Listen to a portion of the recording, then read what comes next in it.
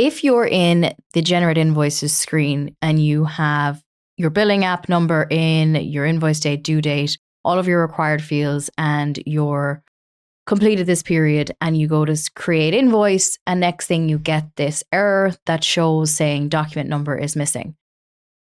If we go back and look at the generate invoices screen, there is nowhere for me to put in my document number.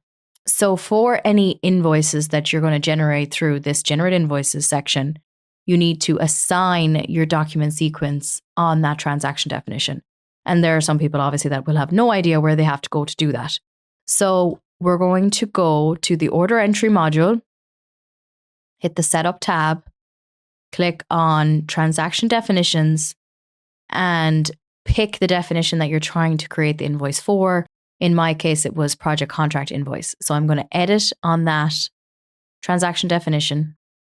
And here on my numbering sequence, I'm going to select a document numbering sequence for that particular transaction definition.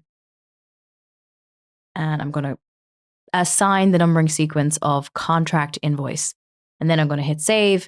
And then when I go to generate invoices, the system is automatically creating that document number for me. And I'm not going to get that error anymore. So if you see that error popping up when you're trying to do generate invoices, go to the order entry module, setup tab, click on your transaction definitions.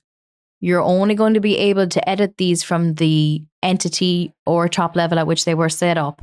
So if they were set up at top level, go to top level.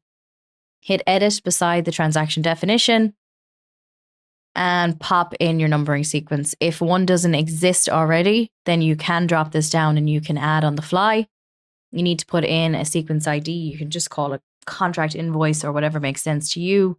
You can keep the name the same. Numeric sequence length is just how many characters you want. So 4 would probably be fine.